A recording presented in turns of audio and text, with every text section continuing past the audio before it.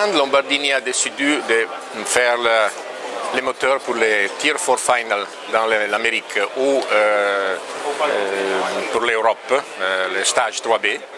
Le grand défi qu'on avait avant était de réduire les particules, les émissions de particules à une valeur qui est un dixième de ce qui est aujourd'hui. Alors la solution plus simple aurait été de mettre un filtre de particules sur les moteurs existants. Mais quand on a étudié la solution, on a compris que la solution n'était pas suffisamment favorable aux clients parce que le filtre à particules s'obstrue, c'est-à-dire se bloque et périodiquement va être nettoyé ou régénéré. La régénération va brûler des combustibles, c'est-à-dire la consommation spécifique va être pire. La régénération va aussi produire chaleur, et la chaleur doit être éliminée dans le compartiment moteur. Et le filtre à particules est un objet volumineux qui va augmenter l'encombrement des moteurs de la machine et aussi un objet coûteux. Alors, la solution était la choix risqué qu'on a pris était de développer une nouvelle famille de moteurs diesel industriels sans l'application de le filtre à particules. Comme on a fait, surtout on a concentré nos efforts sur le choix de le système d'injection. Parce que le système d'injection, vous savez, est le cœur du moteur diesel. Alors on a choisi un système Common Rail à 2000 bars de pression d'injection qui est le plus moderne et le plus avancé qu'on a trouvé aujourd'hui sur le marché.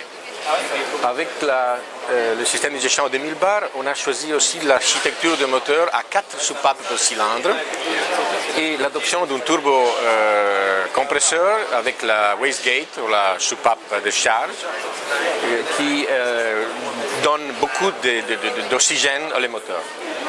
L'architecture à 4 soupapes donne aussi la possibilité d'installer l'injecteur vertical central sur chaque cylindre. C'est-à-dire la combustion est vraiment très propre. Avec une combustion très propre, on a la valeur des particules qui est au-dessous de la limite de 2013, mais les oxydes d'azote sont augmentés. Et comme on a réglé l'oxyde d'azote, on a décidé d'utiliser une soupape EGR, ou EGR valve, qui est montée sur le côté chaud du moteur et depuis est refroidi avec ces radiateurs-là. Et le dessin, la conception du collecteur d'admission est telle que la distribution de gaz d'échappement est très équilibrée pour chaque cylindre. Alors, avec ces solutions, nous avons un produit qui est Tier 4 Final ou pour l'Europe, stage 3B. Mais étant donné que nous sommes constructeurs de moteurs internationaux, on ne peut pas oublier qu'il y en a des pays qui ne sont pas réglés de manière si sévère. Alors, sur la même construction de moteurs, sur les mêmes blocs moteurs, on a développé une solution purement mécanique en substituant les pompes haute pression des Common Rail avec une pompe rotative mécanique. Et ces deux pompes vont être installées sur le même bloc moteur, la même coulasse, le même train d'engranage de distribution.